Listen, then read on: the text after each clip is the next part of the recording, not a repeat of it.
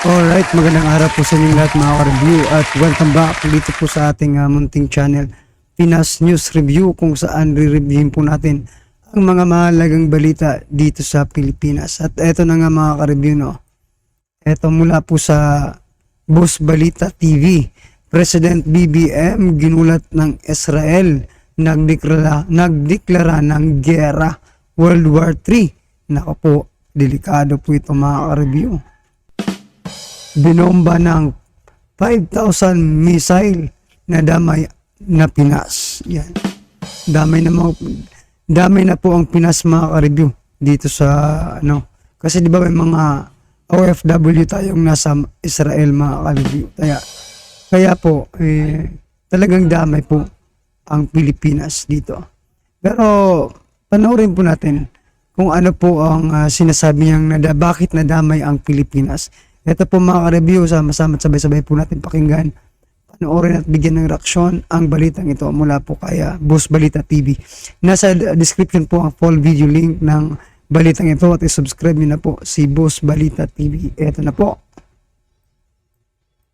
Mismong si Pangulong Marcos nagulat nang biglaang ipag-utos na ng Israel lumikas ng mga Pilipino sa gera.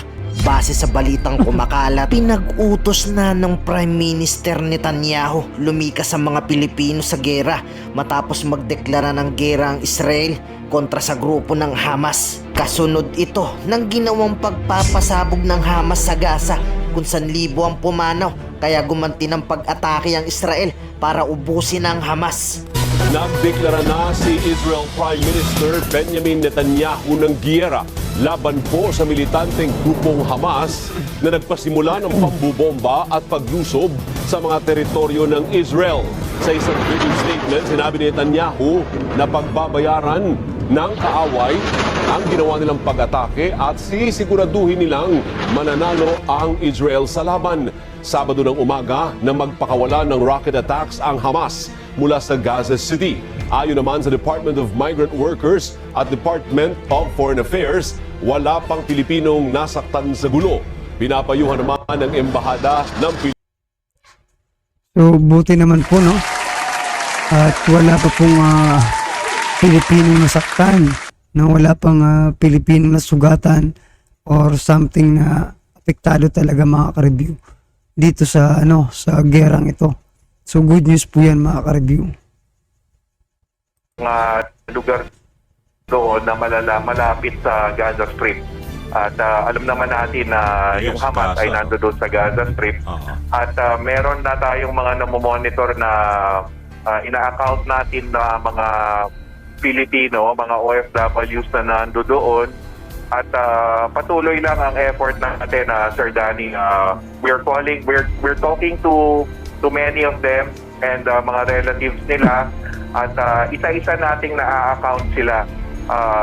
May mga iba-ibang sitwasyon, may mga nasa shelters, they are safe in their shelters, merong nakalikas sa ibang lugar, but more often than not, they are safe in their shelters as we continue to account for our OFWs on the ground doon sa katimugan ng Israel. Oo. Yusek, yung bang Gaza Strip, how many Filipinos are we talking about na nandoon sa area na yun? Kung sa Gaza Strip mismo, yung sa loob ng Gaza Strip, hindi ganun karami ang bilang. In fact, karamihan doon. Kung saan yung kaguluhan? Yung sentro ng kaguluhan? Sa Palestino.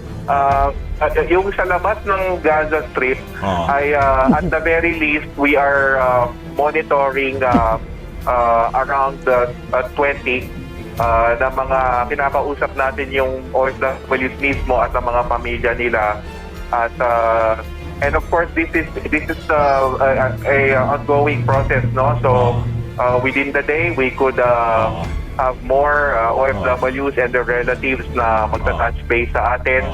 At patuloy lang ito, Sir Danny, isa-isa natin silang ina-account for, and So mga ka-review, palakpakan po muna natin yung ating gobyerno kasi napakabilis din po ng kanilang kanilang mga galawan, para tulungan po yung ating mga kababayang Pinoy diyan sa Israel. So good job po kasi napakabilis po ng ginawa, no, na para masolusyonan agad yung mga problema ng ating mga kababayan dyan sa Israel. The good news that we hope we can They hang are safe. on to They are safe. is wala tayong reported na nasaktan o nasawi. Sinabi nyo mga 20, so we're talking about caregivers na mga amo, yung mga matatandang Hudyo. Yes, Kasi ganun lagi karamihan, pero they are in the homes of yung kanilang mga inaalagaang amo, di ba? Yes. Yung mismong lugar, yung tinatawag na Gaza enclave sa labas lang ng Gaza, Israel territory na to ay may mga kibbutz doon, yung mga farm.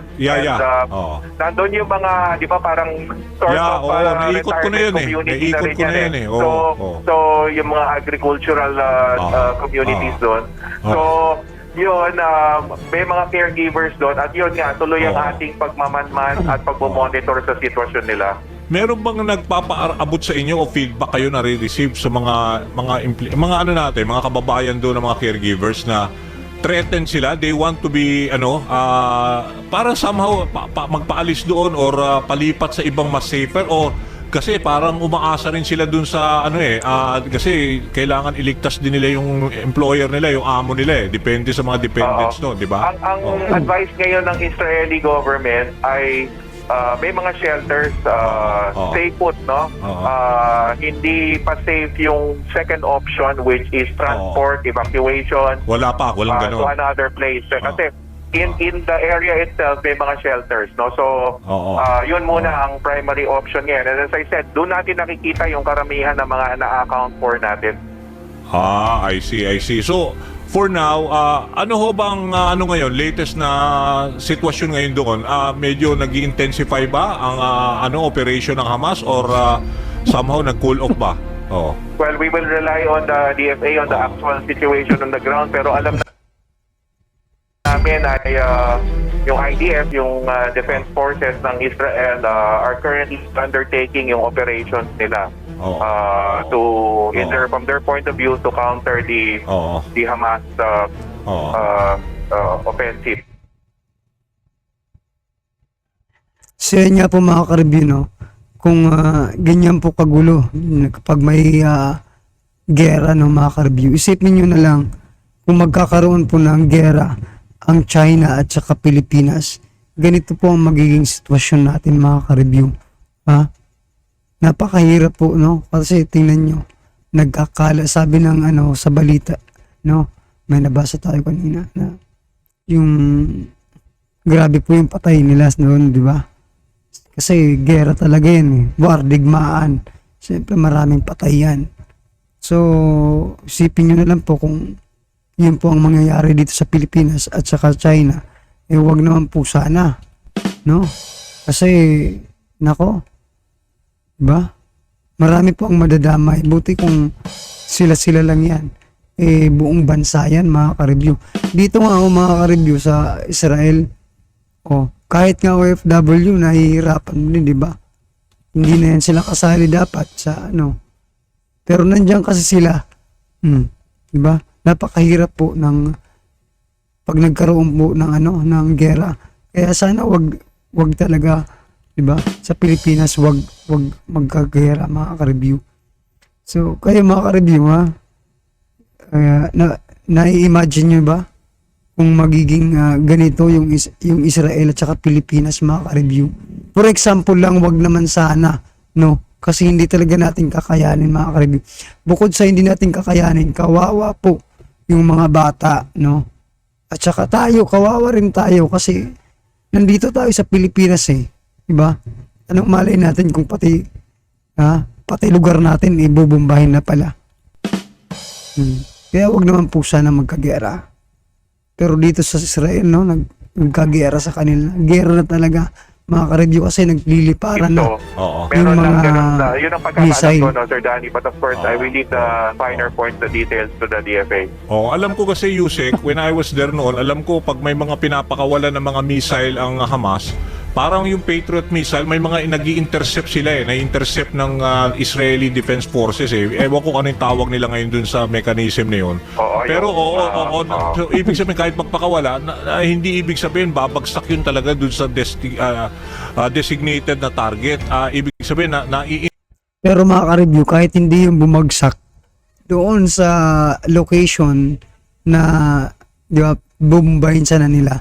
Kung na-intercept man yun mga ka-review, yung mga debris, di ba, babagsak pa rin yun sa lupa. Hindi naman yung matutunaw siguro lahat doon sa itaas. So, yung babagsakan nun, yan ang kawawa. Nako. Intercept sa ere, di ba? Nang ganun ka-advance sila sa technology, sa war technology. Yung yes, that's right. Yung meron Nakalimutan ko sila yung name na sa na parang Israel. to protect them. Kaya parang, rocket fire. yung rocket fire, parang confident yung mga Filipinos with that. At tapos alam ko, kasi lahat ng mga bahay dyan sa Israel, alam ko may mga bunker sila. So lahat yan, Yes, nandiyan yes. sila di ba? Parang Yes, to keep them safe, di ba? Yes. Kaya nga yung primary option ay doon sa mga respective shelters doon na bunker shelter. linilinis sila within the area. Okay. So, nagbibigay naman ng feedback sa atin yung mga labor attaché nyo doon, ano? Yes. Kung sakali. At ang isang mahalaga dito, Sir Danny, kasi nga when we talk to them over the phone, they also need support, lalo na yung Tama. mga hindi pa masyadong matagal sa Israel. Anong support na kailangan? Yung ibig sabihin yung parang emotional support ba? Mental and emotional Parang, support na assurance. kasi yung iba sa kanila may agam ganun, may worry. So we talk to them, them through the situation. At yan ang isang nakikita kong isang magandang pakinabang nung nakakausap sila. At pati yung mga pamilya because the families themselves are worried. Tama. So nakakahalubilo namin sila in that sense. So yan no, mga ka-review, palakpakan po natin yung ating mga sa Pilipinas, no, na talagang mabilis silang magtrabaho. At saka mga ka-review, mas ano po yun yung sinasabi nilang tumatawag sa kanila, di ba? Isa rin po yun sa nakakatulong sa opinion ko, mga ka-review, kasi malaking tulong po yun kasi, di ba, sa oras ng ganitong kalagayan na may makakausap pang isang Pinoy or isang kamag-anak mo man lang, no, nagpapalakas ng loob mo para labanan, no, hindi labanan yung mga kundi labanan yung takot na nararamdaman mo, di ba? Kasi sigurado ako, kahit ako mga ka-review, kahit kayo, no, pag kayo nandoon sa ganitong gera, di ba, talagang matatakot kayo. Pero pag may nakausap kayo na bibigay ng assurance na, sige, stay put ka lang dyan at, di ba, magdasal ka, gano'n, di ba, mga ka-review, pupuntahan ka namin, parang gano'n, di ba, mga ka-review, na pinalalakas mo yung loob nila para labanan yung takot na nararamdaman nila dito sa gerang ito. Yan, mga ka-review. Ano man po ang reaksyon, i-comment lang po sa baba para at isa lang po natin mga kabayan. Pasensya na po ako sa boses ko, hindi pa bumabalik mga ka-review. Antabayanan nyo lang po ang pagbabalik ng boses ko. Nako po.